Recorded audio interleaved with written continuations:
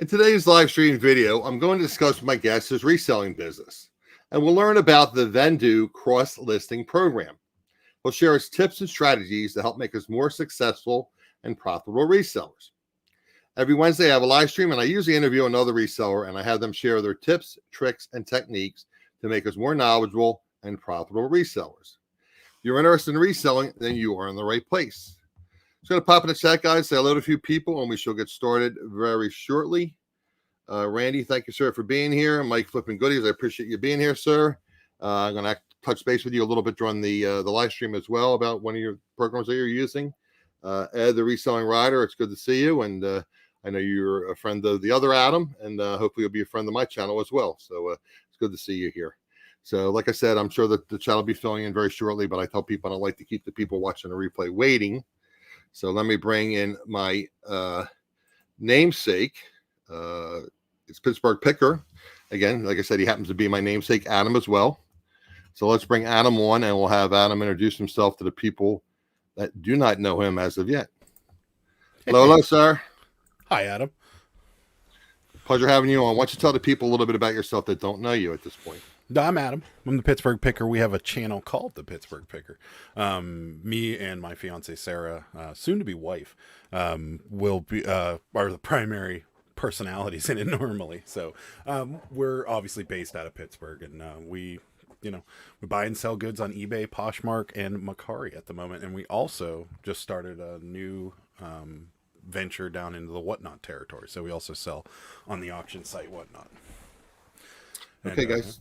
So we're actually going to get into a lot of different things, guys. We're going to talk about Whatnot, and then when we get a little bit further along into the show, when the chat fills in a little bit, we'll talk about the Vendoo cross-listing program. As you guys know, there's several cross-listing posting services out there, including List Perfectly and Vendoo. I know some of you have used both or are currently using a cross-listing software. So again, there's a huge value if you're doing any kind of volume. I tell you guys, I always talk about these old sayings, and the reason I bring them up all the time because there's value in them. And what I say a lot is the value of time or the value of your time.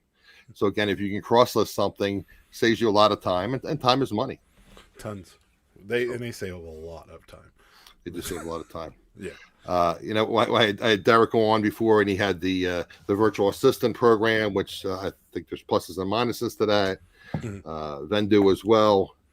So and then List Perfectly, again, when List Perfectly came out, my understanding was it was a little clunky, but people seem to like it. So guys, I'm just trying to provide you with alternatives. So if you're not using something right now, I figured I would have Adam talk to you about Vendoo, and we'll talk about in general about his reselling business, some of his niches, and try to have him share his expertise with us. Yeah, the most simplest things of those reselling or the cross-listing platforms is that it resizes the photos, and that's time consuming in itself. If you're coming from eBay to another thing, just Absolutely. Resizing that photo to a square is really difficult to do. So that was part of the reason we even looked for one. So yeah, so if you're we'll get into the different platforms you sell, but if you're selling on 4 different platforms, I mean that's saving you time listing on those 4 platforms. Oh, tons. And it.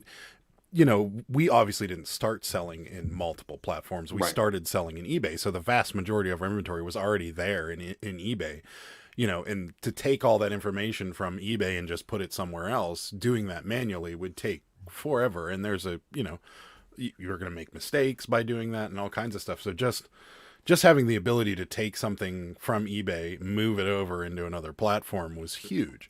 And it's minutes compared to hours, and that was why we started off. We did have List Perfectly. That was our first one. And then we moved over to Vendoo. But not knocking either site. They're both great. And they both huge time savers. So right. Like I said, we'll get into a little bit further along. We'll kind of discuss the pluses and minuses. And like I said, I've heard that List Perfectly has made improvements. But I hear a lot of people are happy with Vendoo. So I want to get your opinion about it and, Sure. kind of share your thoughts about it. So you told me you currently sell on eBay, Poshmark, Macari, and then your new platform is the Whatnot auction. Right. Why don't you tell us a little bit about the platforms that you're selling on, why you're selling on them, and then we'll come back to the Whatnot in a little more detail a little bit later. Well, eBay was the first one. So we just, if you're thinking about reselling anything, if you're not looking at eBay first, There's no reason not to, because it is the biggest and it's been around for the longest. Right.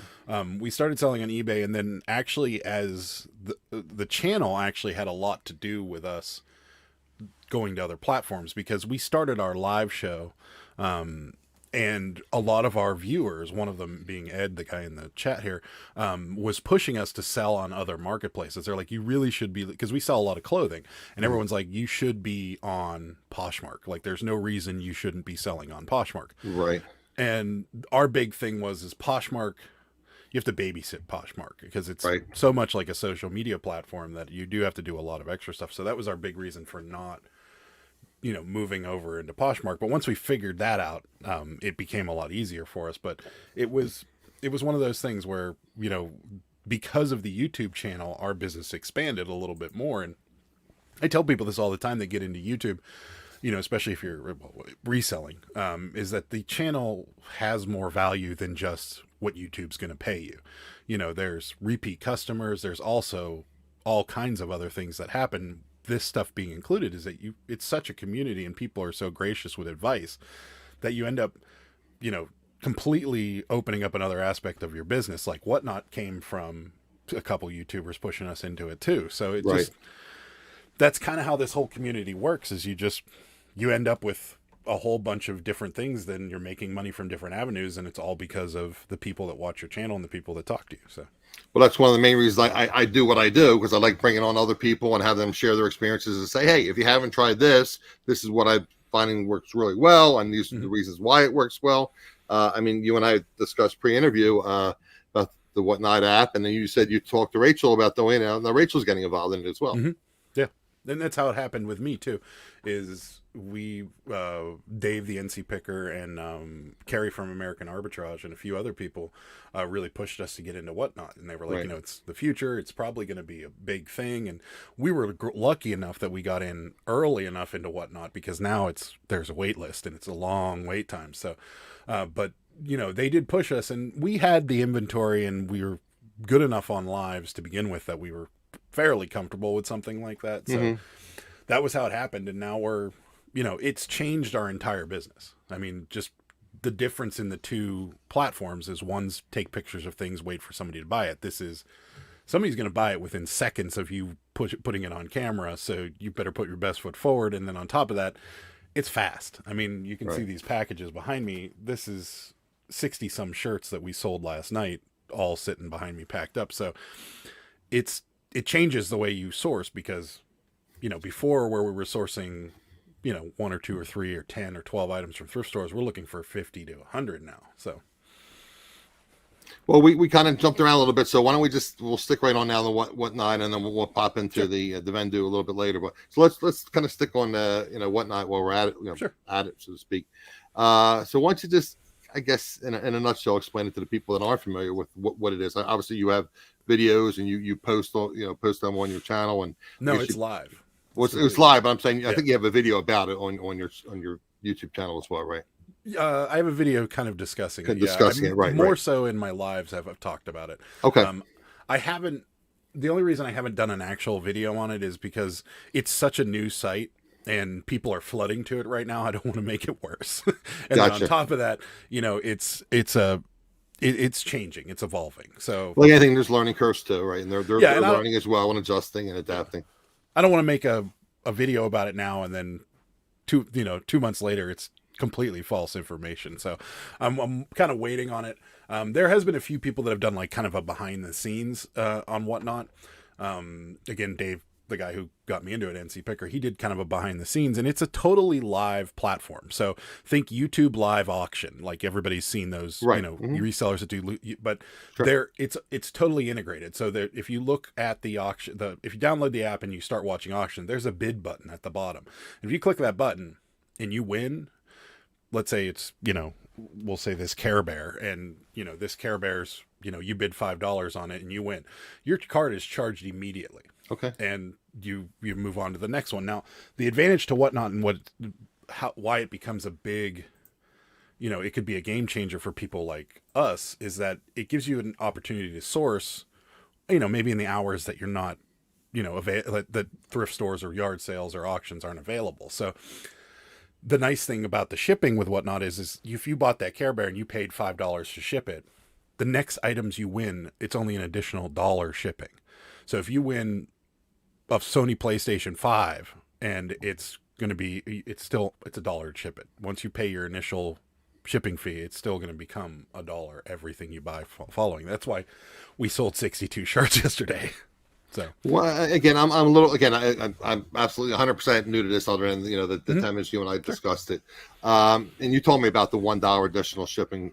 So how does that work? Are you shipping through your own shipping services, or are you shipping through Whatnot? How does that work? No, they have their own service, and they tell you. So they have kind of an onboarding. Once you get accepted, they have an onboarding, like it's almost like a Zoom call where everybody's in it and they go through everything, and they tell you very specifically, do not use any other platform outside of it, because as of right now, they have it pretty locked down. I can't communicate with my buyers. Like, not at all. Then they can't communicate with you. They can't communicate with me. So, like, for instance, we sold a shirt last night, and then when we were pulling it off the hanger, the collar ripped a little bit. And we said it right on the auction. We're like, hey, it ripped. Do you still want it? If you don't want it, we'll cancel it. And they were like, no, cancel. And we're like, okay. So I have to email support. And then they email me back, and they say, yeah, we canceled it. No problem. There is no cancel button. There's no refund button. If I need to process a return on something, I got to email them. And I'm sure, because it's still kind of in that startup stage, they'll probably start to change things like that. But as of right now, that's the way it is. And there's no returns either. It's an auction. All sales are final. Okay, all sales are final. Okay. If somebody bought a shirt and they're like, it's a 2X and it doesn't fit, it's not coming back. Wow. Like, it's done. Unless I totally misrepresented the shirt, you know, and I said, oh, hey, I'm selling this Grateful Dead shirt, and I send them, you know, a Nike hoodie or something, then yeah, sure. I mean, that happens sometimes. I mean, unfortunately, if you're shipping out, you know, dozens of items, you pack the wrong thing in the wrong address, whatever. Yeah. But it's a good site. Short of that, there are no returns. No, there's not. In fact, we had a customer because we're the type of people that once we sell something, we want it out of here. Like, and Whatnot does not pay us until this arrives at the person's location. Okay, that's how they work. So they give you tremendous, motivation to get this stuff out of here and shipped. So what we do is we ship everything either that night or the next morning.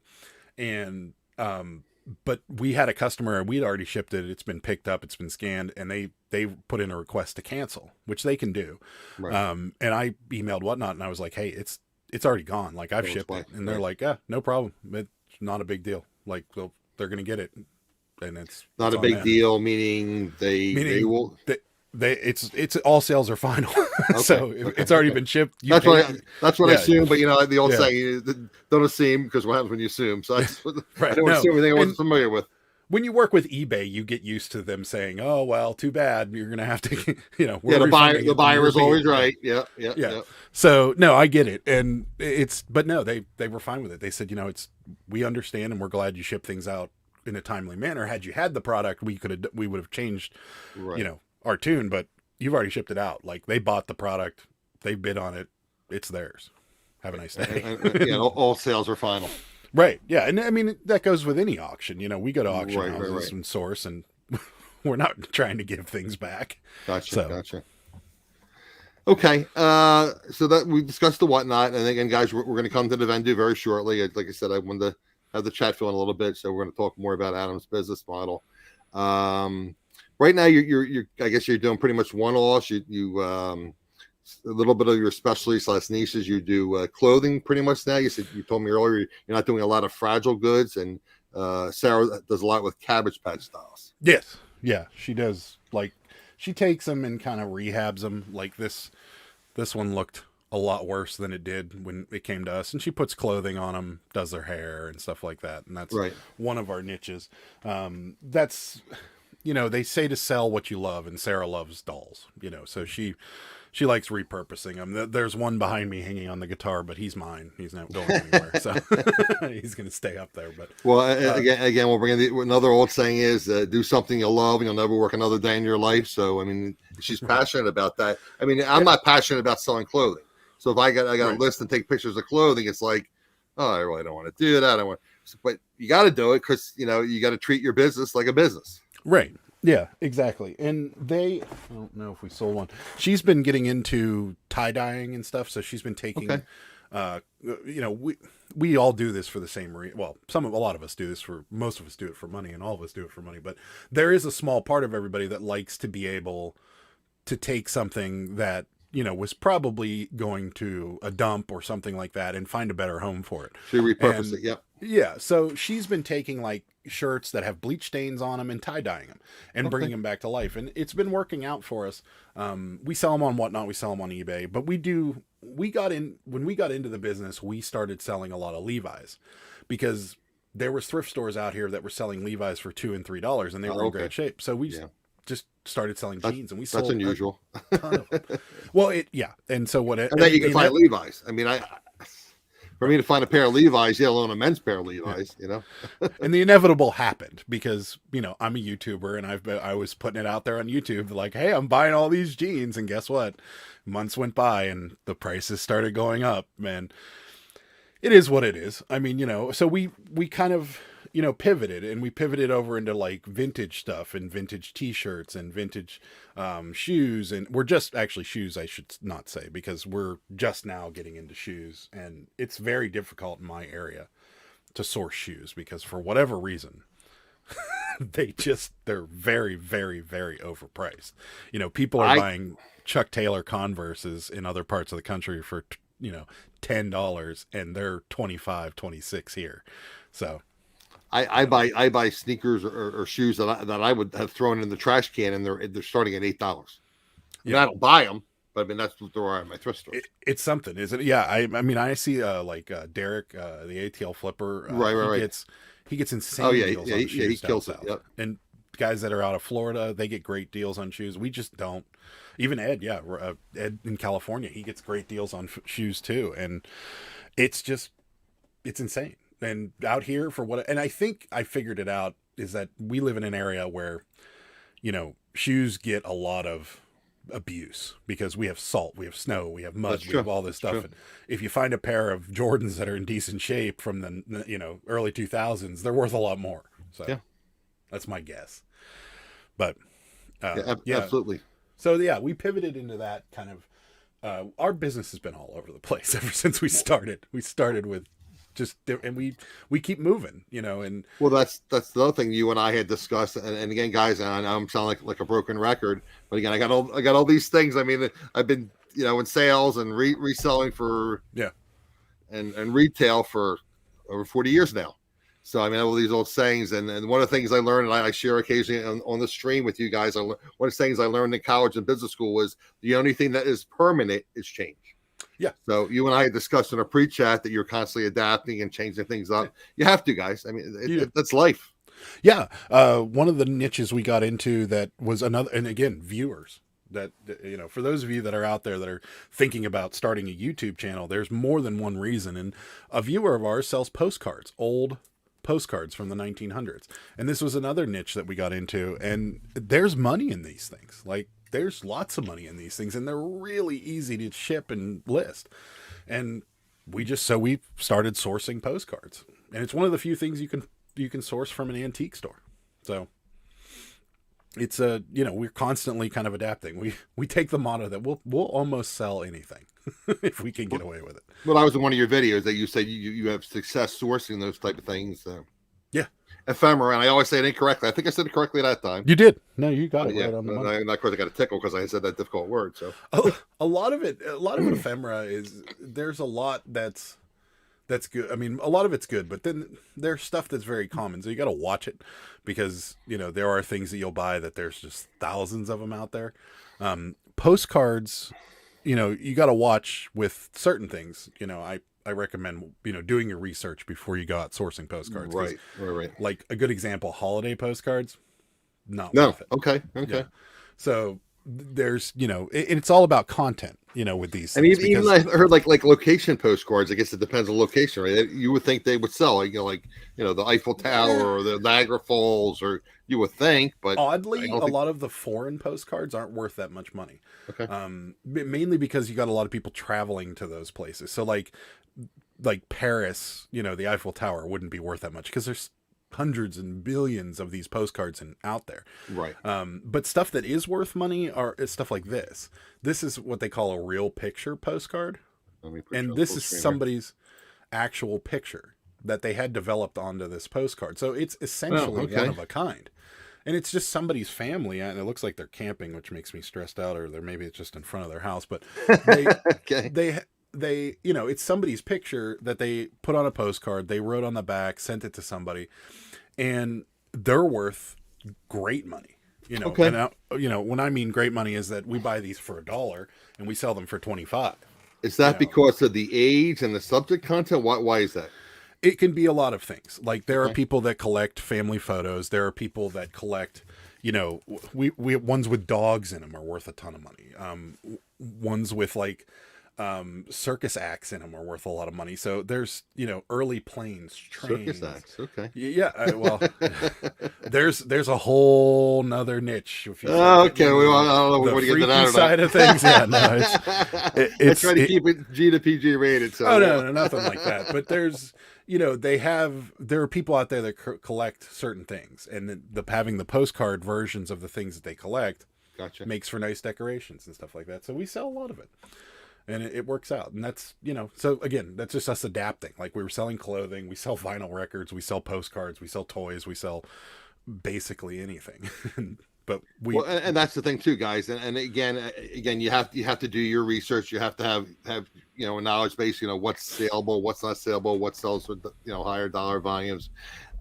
When all these YouTube auctions, I mean, I always have a couple different tabs open because it's like, and then you get caught up. And I think you and I discussed on a pre-chat before about getting caught up in the auction, excitement and overbidding on things. Oh yeah, that's one of the advantages to the seller. Disadvantages to the buyers on whatnot is that you get that fever pitch and you're like, I need this, and you overspend. And I've done it, and Sarah's done it, and we've all done it. And you just get to that point where you're like, okay, well, this is going to be mine now because I can't resell it. So we've done it. I mean, and everybody does it. And that's one of the advantages to whatnot. And it happens on the reverse too, is that we'll buy a shirt that we think is going to be amazing and it's going to do really, really well.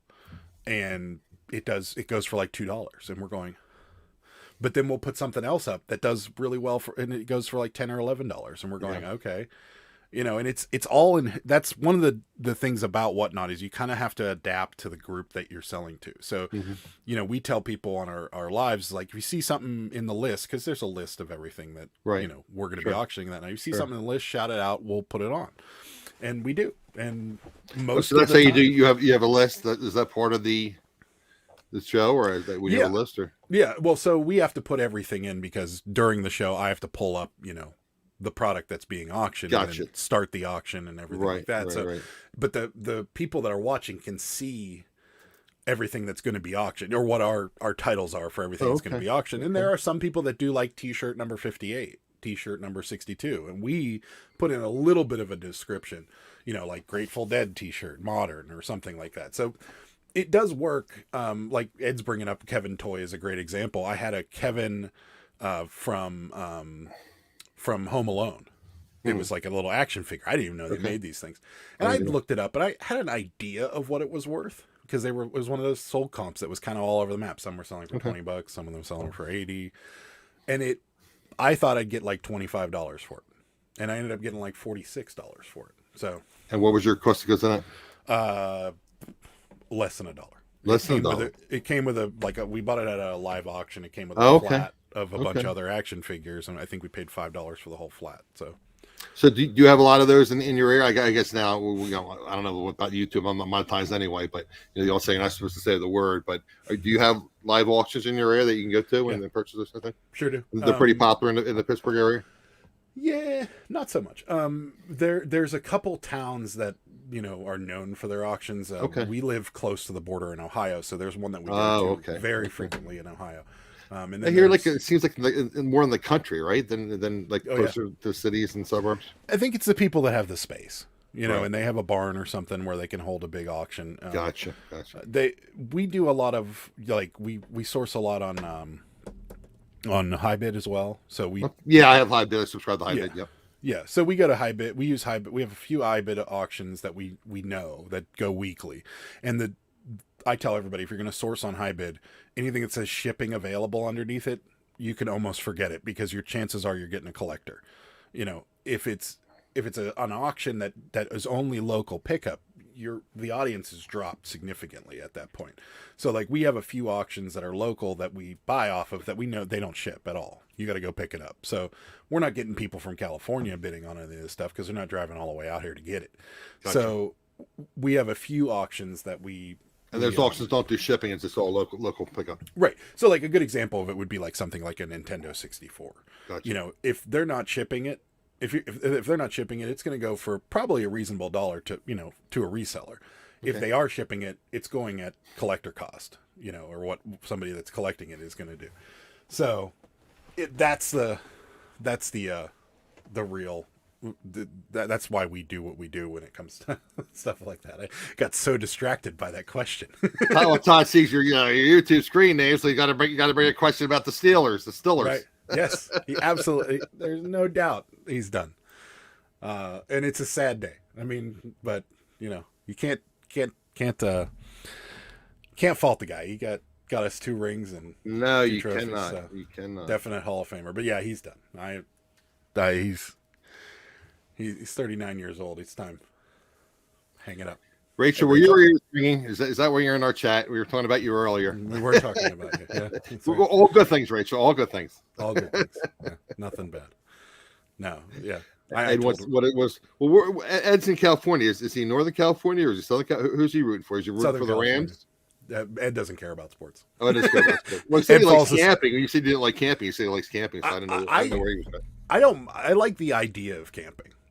Like, it sounds great on paper. It's one of those things where you're like, man, this is going to be awesome. We're going out in the middle of nowhere. We're going to have not this guy. Not this guy. I don't even want to go into camper. Nice and relaxing, right? And then you get there, and there's all this stuff going on around you. And, people, especially if you go with, like, other couples or families and stuff like that, and then you've got, hey, let's go here. Hey, let's go do this. And maybe you don't want to. Or something. It just...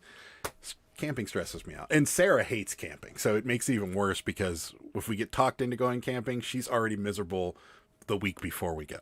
So that's just why I didn't even like four-wheeling. I didn't like four-wheeling in the woods. It's like, this is like, I'm bouncing around. I'm a big guy. It's like, oh, banging there. My friends said, no. You go out to the woods to drink. No, first of all, we don't want to drink and drive. And you're going to go out in the woods, you're going to bang me around. And I got, no, please. I'm done. I did like twice. I don't mind being out in the woods. It's just, I like fishing. I like fishing in streams and stuff, but I don't, Yeah, I don't want to go camping, and I stayed in a lot of cabins. I mean, like regular log cabins with electricity and running water and bathrooms.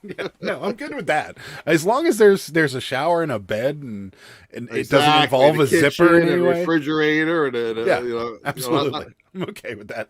I don't have to go out to the outhouse to get to the restroom. No, that's another thing with camping that drives you nuts, especially in the middle of the night. As you get older, you got to pee in the middle of the night.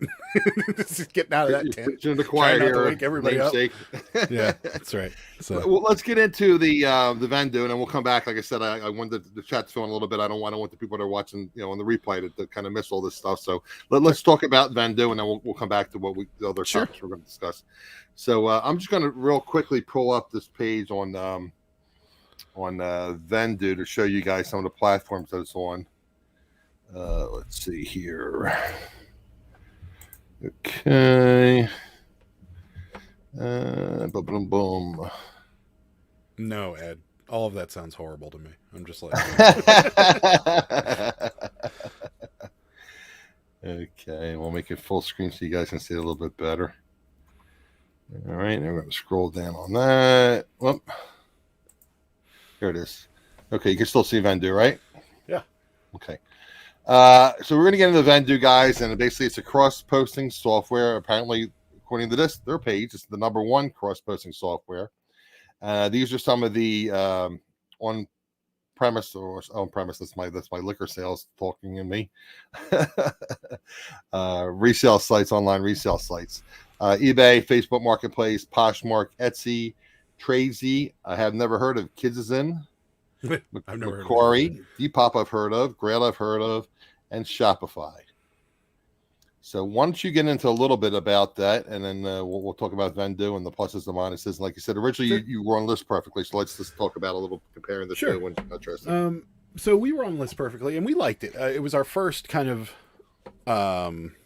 addition into, you know, the cross listing platforms, and it's a good platform. The biggest issue we had with List Perfectly was the reason that when you go to do things, it starts opening up the windows of the sites that you're doing things on. So if I list something on Macari, if I list 13 things on Macari, there's 13 windows coming up on Macari in my browser, and it got clunky after a while, and you know, we didn't really care for it. So we thought we figured we would try to look for something else, and that brought us to Vendoo. And so Vendoo is kind of an all-in-one type. Well, no, a one-stop shop is the easiest way to describe it. Is everything's done in their platform. So that's why we ended up there. Okay. Did you want to kind of tell us a little bit more about it? Maybe show us. You said you told me your process you have to do periodically. What was it called? Oh, well, it syncs with eBay. Syncs. So it's with Poshmark and eBay. I guess they have some sort of agreement where you can sign into Vendoo's site, and it will actually pull stuff right out of their website rather than having to go to eBay, select things that you want, and then move it all into Vendoo. It actually just pulls it, and I can show you guys real quick. Sure. I kind of make the analogy like with Pirate Ship has relationships with other reselling sites like eBay, where you can bring in your information from eBay, and so you can do your shipping through Pirate Ship. Right. Okay, so if you want to just share that, and I'll bring it up when you share your screen. Yeah, there it is. I'll make that full screen so we can see a little bit better. Okay. Yeah. So this is kind of what it looks like whenever you're on this is kind of your page. So there's these little buttons over here. There's your inventory. There's the new item, which you can actually list something directly from the thing. We never use that. And then there's this import tab, and it's tied to our eBay. So you can import from eBay, Poshmark, Macari, Depop, and Facebook. Those are the only active ones we have. And this happens to be our eBay. So if you hit this little sync button over here, it's actually going to pull all the eBay listings that that it hasn't got yet. So there's that Pearl Harbor postcard. There's some maps, stuff that was listed yesterday, some more postcards. These are all ready to be imported. And by importing, all you do is click here, hit import item. And what it does is it moves it from this import tab to your inventory tab. And then these are here. And it's fairly simple from there. Listing it, this is what it looks like when you list something. It's pretty much got all your pictures, your descriptions, everything that you would need. And if you want to list it to a certain site, it pulls up Poshmark's form, which is right here. And then this is everything that you'd need to add into this to list it on Poshmark. And it actually won't let you list it unless all the stuff is there. And then you click list and you're done. It doesn't move from this window. It just, a little status icon comes up right here, and it says this, your item is listed, and you're done. So that was the primary reason we moved over. Okay. Now, is there like a flat fee, or how is that?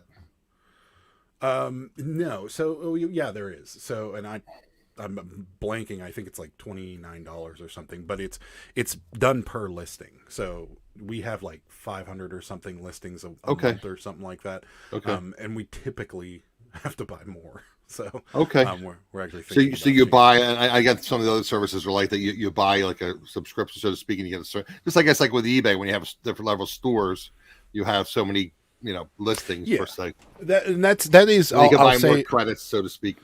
I'll say for anybody that's shopping this right now is that is one of the advantages to List Perfectly. Is List Perfectly doesn't have a limit. They have certain levels of things where you can choose, and I think I'm correct on that. Ed would know for certain if List Perfectly has a limit, but Ed and Maggie uses List Perfectly now too. Maggie's in the chat. Maggie do yeah. But that's one of the advantages to List Perfectly is that they don't have the limit, whereas Vendoo does. You can only have so many listings before you have to get more listings. That's exactly right. Mm-hmm. And we've gone over it before. Well, if we have a heavy sourcing month, like during Q4, we went over it twice, and it works. I mean, and the main thing is that it's simplified. It's not. There's no jumping from eBay's website to somebody else's website. There's no windows opening. We have 2,200 items on our eBay store, and that's a real lot. When pulling 50 or so items from one side to the other on List Perfectly just created a ton of windows, and it became too much for us. So that's why we moved over, and we might move again. I'm not they don't pay me to do this. So no. But, we're not. but, We're not but again, sold. guys, and just as an aside, because I know people Yeah. come in at different times during the show. Yeah. I have Adam's YouTube channel, his Instagram, and there's also his referral link for Vendoo. And what is he? I think a $10 credit. I think what you said for both the. I don't know about the Vendoo link. I think it's just a referral link. But Just a referral link. The $10 credit would be the Whatnot. If you the Whatnot, I have the Whatnot in there as well, right? That's the $10 so credit. with the Whatnot link, if you sign up under mine, you'll get $10 for free, and then I'll get $10. So okay, that's kind so of guys. I mean, nothing venture, nothing gain. Doesn't cost you anything, and you get $10, and you can thank Adam by giving him $10 as well. It doesn't cost you a penny. Come over and subscribe to my channel, and that'll thank me enough. There you go. Absolutely. So, I mean, I think that's something that, we're all probably eventually get into. I mean, I think it takes like a special kind of person to be kind of like into that. You have to, I mean, do you get followings like you do, like with like YouTube auctions, certain people coming religiously to your auctions? You get a following, and you can follow people. So you have the ability to save your favorite sellers, and you do get follows. And most of I'd say 20% of what's back here are regulars. Now you said it's done through an app, though, right? You can or cannot do it on a computer.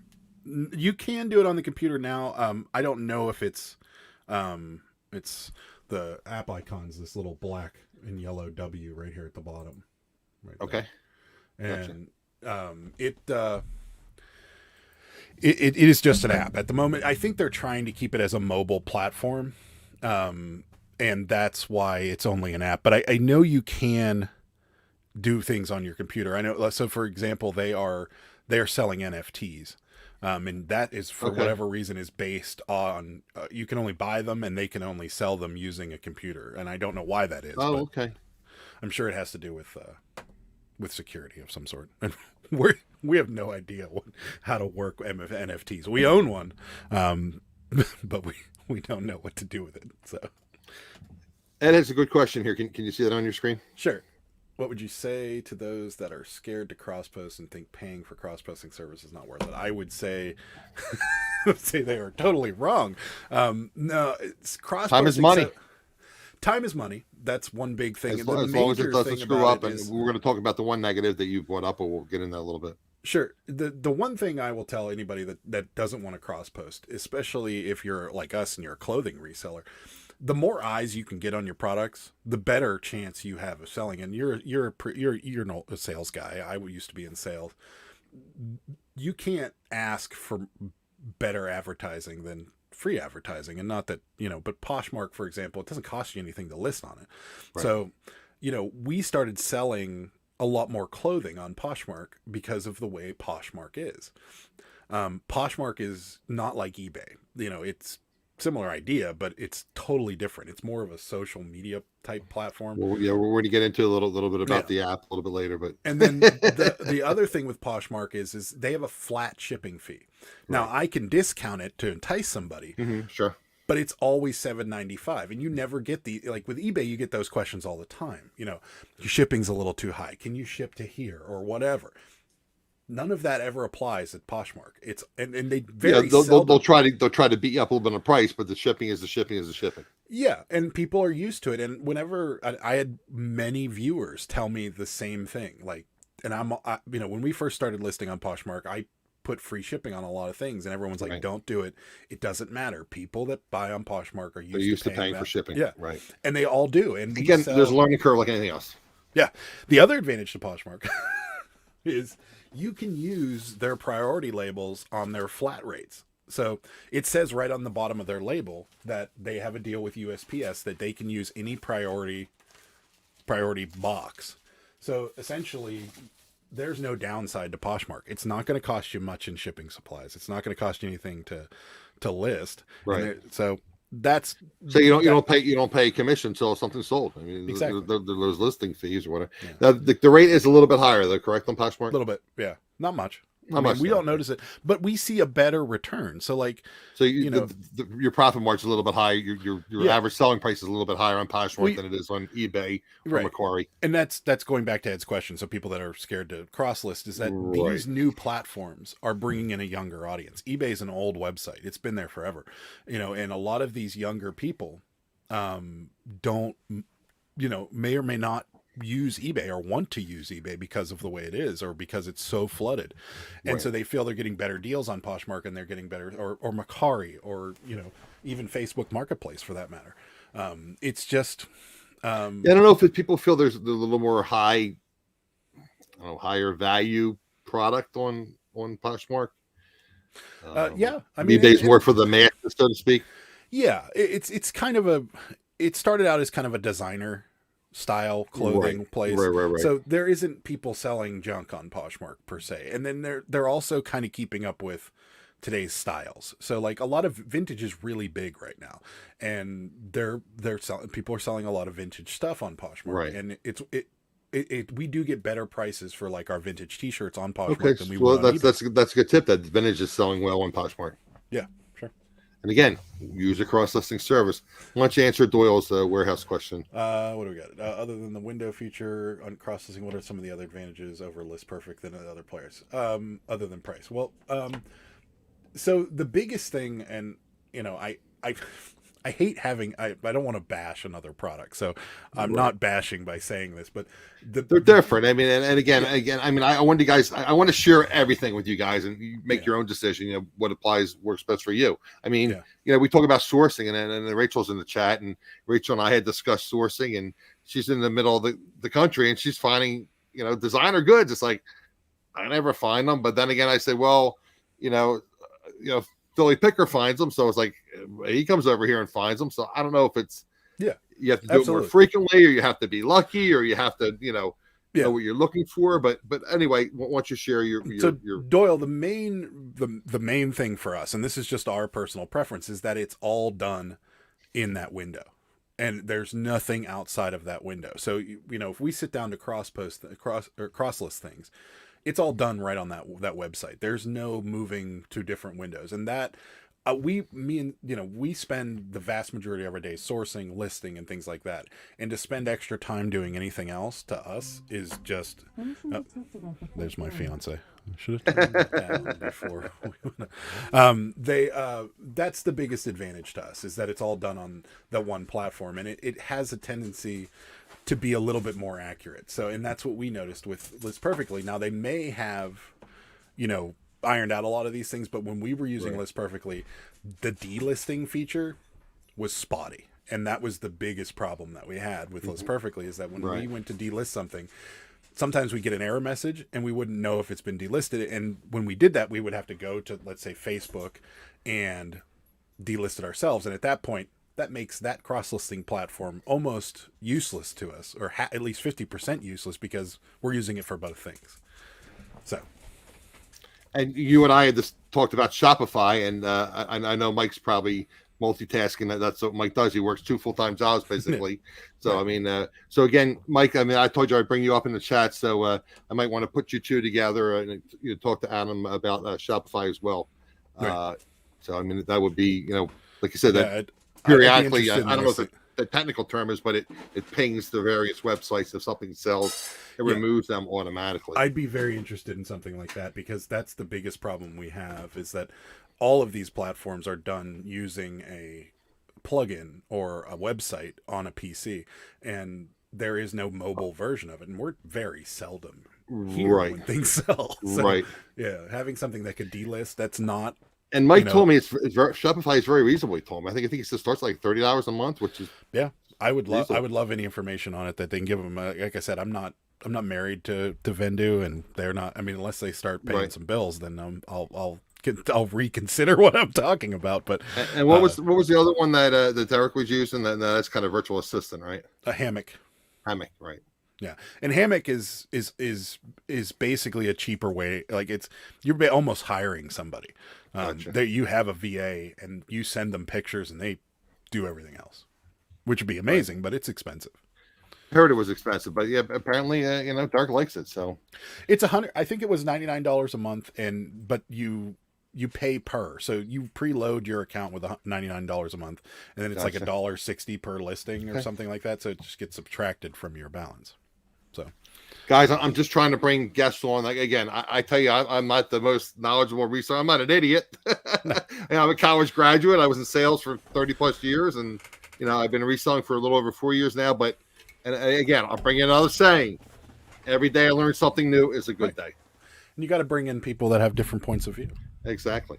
So I mean, maybe Adam's doing something then that this Adam is doing, and I can apply it to my business. Or I tell you, I talk to Randy Facebook all the time offline. It's like, and Randy says, Adam, have you ever considered doing this? Or why don't you try doing this? Or Adam, how about this? It's like, that's a good idea, Randy. I appreciate you. You're a smart guy. Thanks for sharing that. But we do the same thing. Our viewers have educated us on, like I said, the postcards, the cross listing. I mean, our viewers have educated us on so many things, and our business is the way like I said, the Whatnot app, right? The Whatnot app. Yeah, well, that was... And Poshmark, cross listing the Poshmark. Yeah, right. Absolutely. Absolutely. So because of our channel, we've been educated by many, many people. And I message people all the time whenever I have a problem. Like if I have a shoe question, I'm messaging Ed because he's the shoe guy.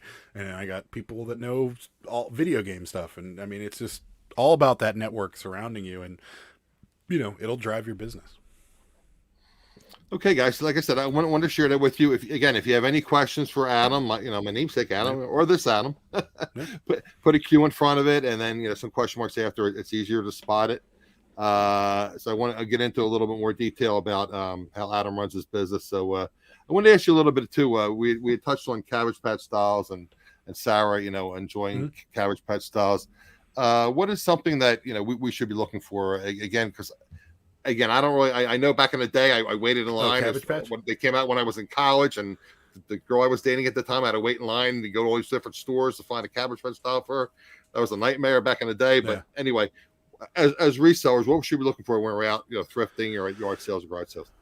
Is from Cabbage Patch as far as Cabbage Patch goes. That depends on how deep you want to get into this, because if you want the simplest answer is on the back of the heads. There's typically, with the older ones on the back of the heads, right under the hair here, there's typically some words on there. I can't really show you, but they're right under her hair there. And some factories are much more valuable to the collectors than others. So that's one of the things you should be looking for. The just overall condition is a big thing. Some of these get, what they call pox, and their face will actually look like they have little black chicken pox all over their face. Oh, really? You want to steer clear of stuff like that because it's hard to rehab things like that. And Sarah's tried, and she has headless Cabbage Patches that are getting treatments for pox and things like that. But they're those are the kind of things. The ones from the 80s are the ones that people want, because people have very fond memories of that, and people in my age group, and even people slightly older than me, have very fond memories of the Cabbage Patches from their youth. And so the ones I was in college when they came out, but I'm a little bit older. Well, but you remember the hysteria that people had of those. That was insane. The number one Christmas present for every little girl and little boy in the 80s. And I had to make my girlfriend happy. I had to find a Cabbage Patch that drove me nuts. Well, there's that new movie on HBO Max, The 8-Bit Christmas, with Doogie Howser, and that was what it was about. It was about him getting a Nintendo. Which was Doogie Howser's okay. Yeah, I don't even remember his real name. Remember his name now. But perhaps when you get older. Yeah. So I do have HBO Max because I have Cricket. I'm cheap. I'm a reseller, so I go for the value. I have baby AT&T, which is Cricket, and I get HBO Max free. Yeah, it's called 8-Bit Christmas. It was a cute movie. It's the modern day Christmas story, and it was about him getting a Nintendo, and his sister wanted a Cabbage Patch, and like every store they went to sold out, and it was amazing. And you just, so that hysteria, people remember that, and so the people that are collecting are people that remember that from their childhood. And so you want the 80s ones. The newer ones, that's my fiance, by the way. I said Lotus. Sarah. I told you I watch your videos and your channel. In fact, she can tell me the name of the factory that's the most valuable. I can't remember it right now, but so that's why you should definitely, the newer ones don't have a ton of value, but the older ones certainly do. So I didn't know if you knew that was Sarah, because. Oh, no. Yeah. I remember watching your lives. It's like, who's Craig's mom? Is that Sarah? Well, and that's even a Cabbage Patch story. Oh, okay. She bought a Cabbage Patch. He had his little birth certificate with him. His name was Craig. Okay. And she she's like, I need to keep them, and she like, and Sarah's one of those people like she'll want to keep something, but her drive to make money trumps that. So she sold them, and ever since she sold, and the day she sold them, she's like, I should have kept them. Well, this might be off base a little bit, but you might not want to take her to an animal shelter because you might want to adopt all the dogs and cats in the shelter. We have 6 cats. And oh, a dog. I got that right. It's already happened. I'm not an idiot. I kind of stumble upon things. Yeah. So no, the Sarah, the name on the back of the neck. What's the name?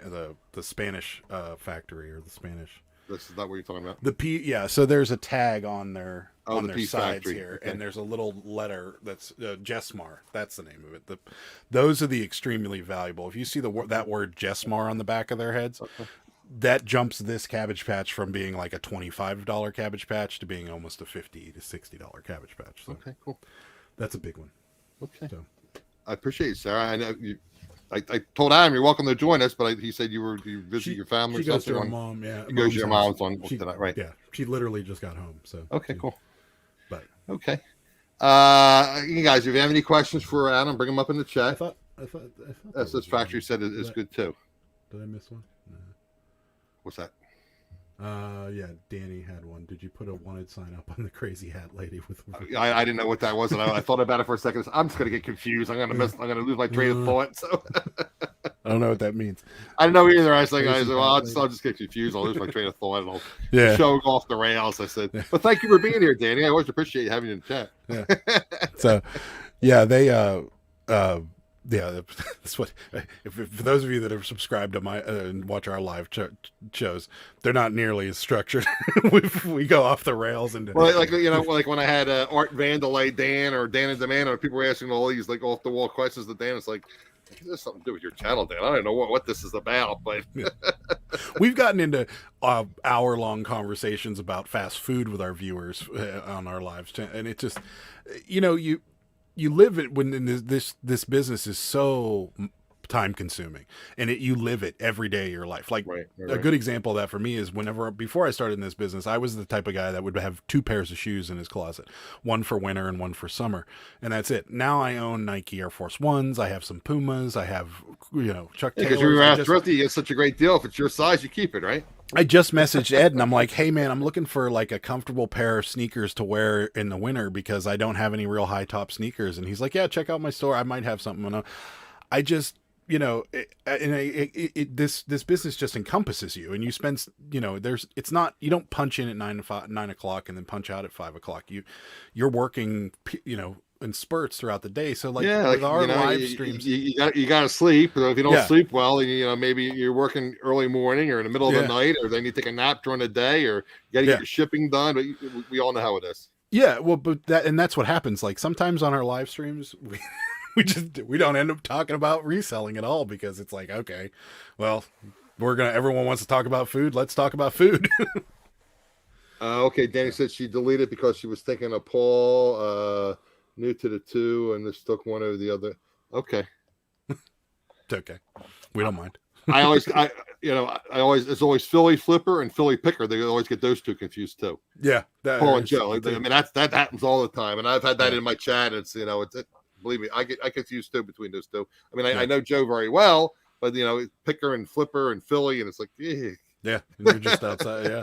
It's like, and I live right outside of Philly, so I know Joe very well, and then I think I called him like Mike once because I was had a brain freeze. I couldn't remember the 3 amigos. It was Dan, Mike, and Joe.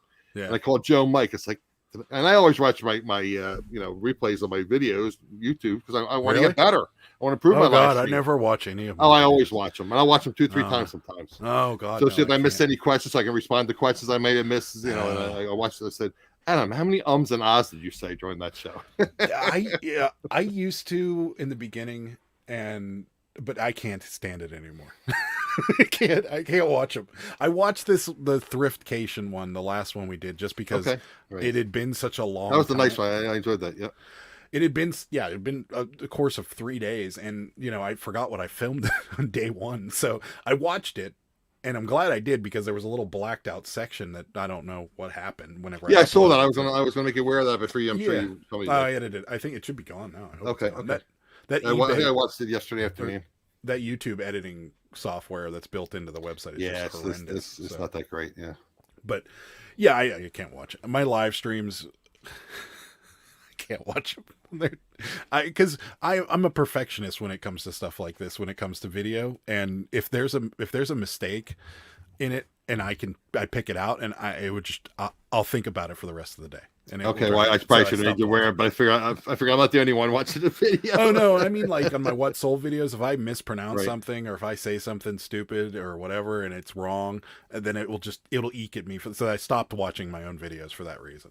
Like I don't want to know. Like, just don't tell me. Okay. Well, we covered, a lot of things I want to talk about, but again, I tell you, we hop around, which is fine. I mean, and if there's any questions, guys, put them in the chat with the Q and the question mark. So kind of going, circling back to some of the things I want to talk to you about. We talked about the Cabbage Patch.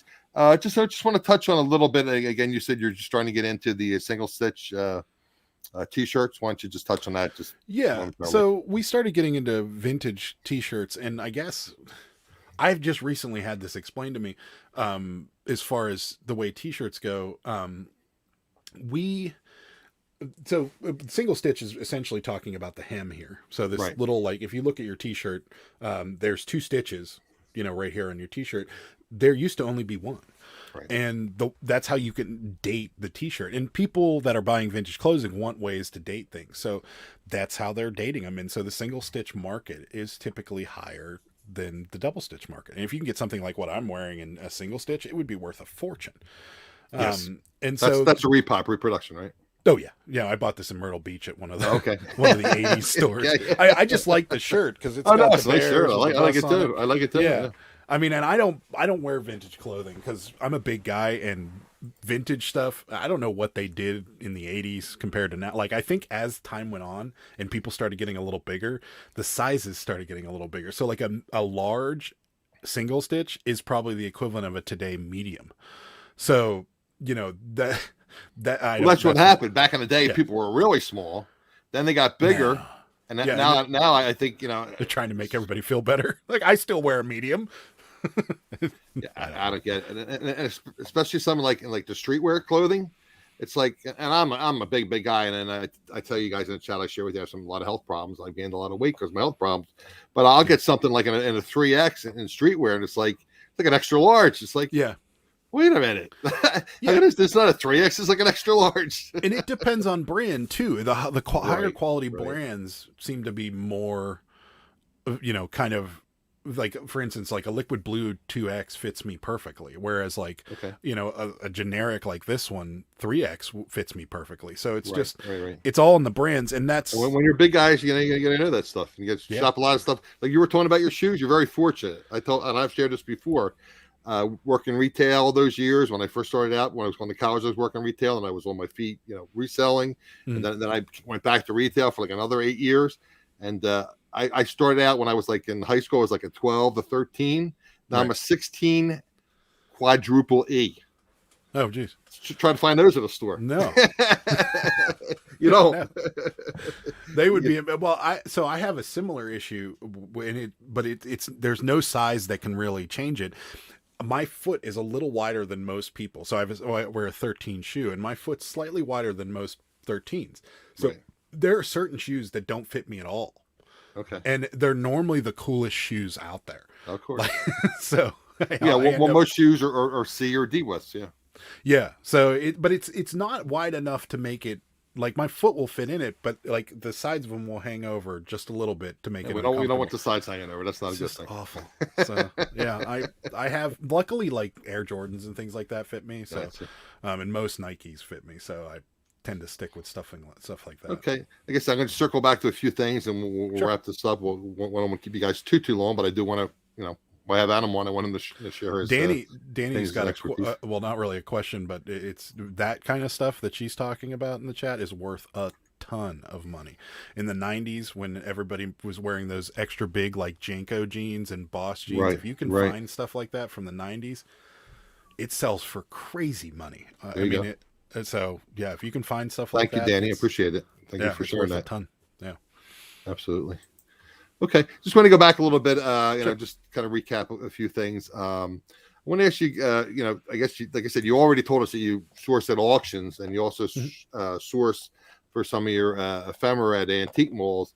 You just do the traditional sourcing, or do you source online? Do you do retail arbitrage? How do you source typically? We don't do a lot of retail arbitrage. We have in the past. We've done like stuff at like Ollie's bargain outlets and stuff like that. And oddly enough, they're one of the most popular videos we put out. But the majority of our stuff comes from auctions. Well, not lately. Auctions have been pretty bad around here lately, but auctions are big for us. We do a lot of online sourcing through HiBid because we're fortunate that, we live in an area where there's pretty good amount of like estate auctions and stuff. So we do a lot of that. We do in thrift stores. We do a lot of thrift stores. Sarah goes to the bins a lot. And I was going to bring it up. I was one of the things I wanted to bring up. You do source to the bins, and do you have any tips for those of us that don't like the bins? So I will tell you a story. Our channel started and gained its momentum because we would put out a lot of bins videos. People like watch them, and technically you're not supposed to film with the bins, but that's another story. Modern day. Well, that's funny that you should mention that because we actually had a deal with the management there, and they said, "Yeah, no problem. You can film here, just blur people's faces." And I invested heavily into some editing software to be able to do that because we were getting 1,000, 2,000 views per. Oh, nice. And as time went on, I didn't want the channel to be a bins channel. I didn't want to just be the guy that goes to the bins. I wanted He's to be the bins guy, right? Yeah. Right. So I kind of started scaling it back, but I would pepper a bins video in every now and again. And then the last bins video, the customers threatened to call the police if we kept filming. And that was it. We decided to go away. And we haven't filmed there in a while. Sarah started going back because of whatnot.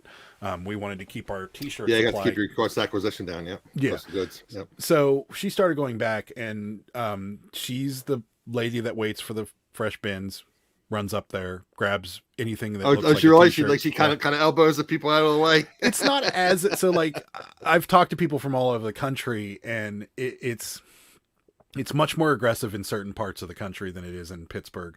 Well, Pittsburgh I'm in the Northeast, so you know how it is in the Northeast. Well, in the West Coast, I've heard horror stories from Ed and a few of our viewers. That's what Ed says. Don't go to Los Angeles one, Yeah, and it's it's rough apparently, but we've been, Pittsburgh they're aggressive, but they won't kick you or anything.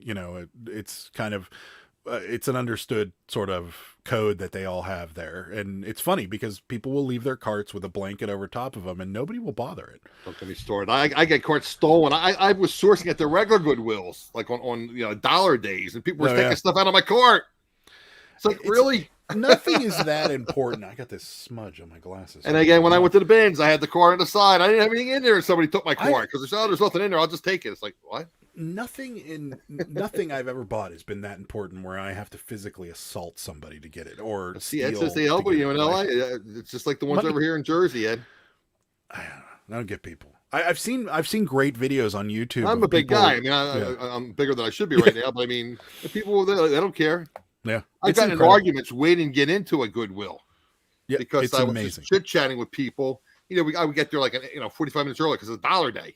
And you know what? And I would just start a conversation with somebody, and I would unfortunately my health is an issue with me. And I was just talking to somebody. I said, "Yeah, I have some health issues." And this person actually got in my conversation, started giving me a hard time. Why don't you stop talking about? I said, "Why don't you get in your car?" So I'll make it real simple for you. I'm not cursing. I'm not saying anything illegal, racist, religious, nothing. Yeah. Just having a conversation with this person. If you don't want to hear it, go sit in your car. We've had people approach us that know we're resellers at thrift stores, and that's about the most aggressive we've ever had anybody be with us. But I don't. It seems like the people that are aggressive at these types of places are not resellers. And I've never met a reseller that's been I talk about the shoe mafia. They got all the shoes they can, and they ship them back to their family members or to wherever, and they just swarm the bins and knock people over. And Maggie says she gets knocked down at book sales at libraries. I don't ever get it. It doesn't make any sense to me. There's nothing. The only time I've ever been really aggravated while sourcing was at an auction. We had an auction where there were shoes, like incredible shoes, like Nike, Rare, Jordans, things like that. So it got really competitive. And there were two people there that were paying like hundreds over eBay prices for them. And I'm just like, this is ridiculous. I cannot take this. And it was very irritating to me, but that was really, and I didn't say anything. I didn't walk up to the guy and be like, hey, jerk, get out of here, or something like that. Oh, I just had it. It's like, I'm not bothering anybody. I'm just trying to kill the time before the store opens. And you're going to get involved in my conversation and tell me to shut up? No. Yeah. We've had sit in your car. You got a problem, you go sit in your car. We've had the standard stuff where people tell us, well, you're reselling. This stuff's for people that are in need and stuff. And it's like, well, that's typical when you're a reseller. You get that. And then you have clerks ask you, and they're like, they give you this nasty attitude. And I tell people to be nice to the clerks because I hear a lot of stories over the years because, on YouTube and Facebook groups and whatnot, and how people have relationships with the clerks and the managers and they put stuff aside. And I had Rachel, I don't know if Rachel's still in the chat. She said she had somebody call her. Yeah. They had like gaylords of stuff for her at $1 a piece. They didn't even put it in the store. They said, Rachel, come and look at this stuff. We're not going to sell to anybody. We're going to give it to you first option. Yeah, I'm currently looking for people like that. So if you guys know anybody in the Pittsburgh area that works at thrift stores, give me my contact information. We need our big thing right now. What we're looking for is a rag shop because there's tons of them all over the country, and we know these guys that pick them. This is like last stop for t-shirts. Okay. So I've heard of that. Yeah, I'm not familiar, but I have heard several years ago about it, and I never really got into it. Yeah. I think there was one somewhere around Philadelphia somewhere. I'm not even sure, but again, with the pandemic, who knows what happened? A lot of these places probably stuff. Yeah. Yeah, let us know. Thanks. Exactly. Ed's currently looking in the West Coast. Looking at it. Okay. Okay, so we're just going to wrap a few things up, guys, and just reminder again. I don't typically do it, and we saw Adam earlier. He doesn't typically do it, but I have my Nightbot remind you guys to click on the thumbs up and subscribe if you're not already subscribed. But just want to touch a little bit on your eBay business because that's the majority of the resellers in my chat, or typically we also resell on eBay. So why don't you tell us a little bit about your eBay business? Do you run sales? Do you do promoted listings? Do you take best offers? How do you run your business? When things started to slow down for us a little bit this year, we started running a 20% off sale that kind of boosted our sales, and that's pretty much stayed our constant. So we run a 20% off sale every week, which is just open to everybody. And then we do kind of sparsely promote things here and there, but for the most part we're pretty straight up sellers when it comes to stuff like that. I haven't found that anything really moves the needle to such a degree where I need to invest more money, with the exception of one thing, which I think we may talk about. We may not be able to hit it, but the Posher VA, that's that's one thing I do want to talk about, but I know we're getting a little over, guys. I try to keep it an hour, but again, Adam and I are just kind of clicking. There's a lot of different topics coming up. I'm a talker. Well, that's okay. And the chat, I mean, Danny May and Ed and there's guys I really appreciate when the chat's involved. Sometimes it's just myself and the guest talking. It's like I just go over my list. It's like, okay, there's no questions. We're done. It's like, but you guys are really participating in the chat, and it makes it a lot easier for Adam and myself. So we really appreciate you guys contributing. That's kind of what we do with our eBay business. But for the most part, we've kind of developed kind of the mini version of the Walmart system. We sell things at a level where we're going to be very competitive with everybody else. We're not. That's what I try to do. If something's selling for $100, we're not going to try and sell it for $40. But in the same respect, we might be $99.99 or $95 or something like that, because we want things in and out. If we're making money, we're making money. I'm not looking to hit home runs with everything that we make. I'd rather sell a lot more quantity. Yeah, you're more like and I don't know if it's a bad analogy. We talked about the fast nickel as opposed to the slow dime. Right. We're more the fast nickel type people. Now, don't get me wrong. When you got over 2,000 items in your store, you got to turn the volume. Exactly. But don't get me wrong. If we've come across something incredibly rare that we want to get top dollar for, like we just sold a vintage 90s like Charlotte Hornets jacket. We wanted to get a decent number for that thing. Sure. So we held firm on the low balls and stuff like that. But for the most part, but you had best offer on it. Yeah, we have best offer on everything. Okay, I'll negotiate with anybody. But even though you have it at a low price, it might be the most irritating thing I do on eBay, that best offer, because there's two things that come out of that best offer that drive me mental. And that's one, I'm asking $25 for something and somebody sends me a $5 offer. That irritates me to no end. Don't get me wrong. Now, having said that, I've converted that $5 guy into a buyer, just by going back and forth with them. But normally by that second offer, I can tell whether they're going to get serious. If that $5 offer turns into a $10 offer or a $15 offer, now I got something to work with. If that $5 offer becomes a $5.50 offer or a $6 offer, it's getting declined and I'm moving on to my next thing. But the second most irritating thing that comes out of that is somebody that sends you a reasonable offer, you accept it, and they just go away and never pay for it. Well, how about when you have free shipping? I don't have a lot of free shipping. When you have free shipping and you have something listed for $25 with free shipping and they offer you like $8, it's like, it's costing me $10 to ship it. Right. And I got to pay fees. And they don't care. People that were sellers that did this. Like, and they don't, I'm going to lose money on this. What? My favorite is when they don't care. When you send them like, it cost me more to ship that. And they're like, so, and you're like, declined. Block buyer. Bye. So, Okay. So, and promoted listings, you get involved at all, or you don't really get involved in promoted listings? You don't go crazy. You don't do training rates. You just do a couple percent. And yeah, pretty much. And I'm sure with your kind of volume you're doing, you're probably sending out offers to watchers as well. All the time. And you have like a routine, I guess, that you use for that? We check that eBay app is more commonly checked than any of our social networks. Gotcha. Okay. And again, I think we pretty much, while we're talking, why don't you bring up the Poshmark, the VA. VA. So that's we'll just touch on that momentarily, guys. It's another subscription service. And with Poshmark, you have to constantly be sharing things. Think like Facebook. Right. When you share things, it pops to the top of people's news feeds. And it's very irritating to do it all on your own. It takes forever. And, if you don't have the patience for it, you're not going to succeed in Poshmark unless you're sharing constantly. So this VA essentially takes all of that work out of it. It moves it. You can set it to certain levels, and they know where the levels are for Poshmark, where now you become the level where you're sharing enough. And then there's a level where you're becoming spam and you're a problem. So they know where those levels are and they allow you to do that. So this little platform shares our stuff 4 times a day. And because of the size of our store, we're able to do that. Now, if you have a bigger store, obviously it's going to be a little less, but then it also takes it to a different level. It'll send, if somebody likes a listing, it'll send an offer right away. So think of that like what you're doing with eBay. Sure. Somebody watches, you send an offer. This is somebody likes, it sends an offer. And you set up the parameters in the app. Yeah. Right. So yeah, it sends like ours is just like a 10% offer with a little bit of a shipping discount. It's not much, but it's enough to get counter offers. And it's a total game changer for Poshmark. Right. Poshmark went from our lowest selling platform, maybe once a month we would sell something, to sending to being our number 2. Like it's running right under eBay right now. So, like we sold, I think 20 some things or something like that over last week on Poshmark. Whereas before we were selling once a month. So it definitely changes how you view Poshmark.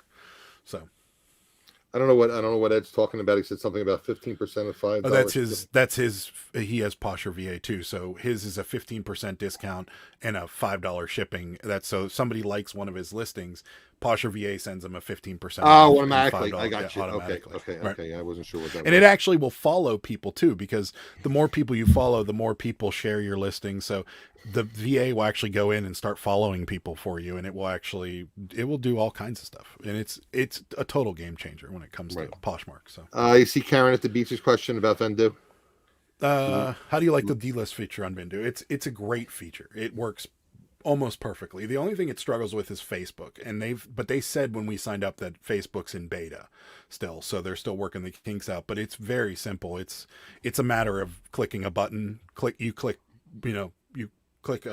what it's sold under. So you sit sold under Poshmark, and it delists from eBay, delists from Mercari, delists from Depop, whatever else you got it on. It does it all automatically, and it works really well. And we haven't had anything that we've marked sold that didn't get pulled. So, and if it does, like you said, it doesn't do it automatically. You have to tell it to delist. You do have to tell it to do it. Yeah.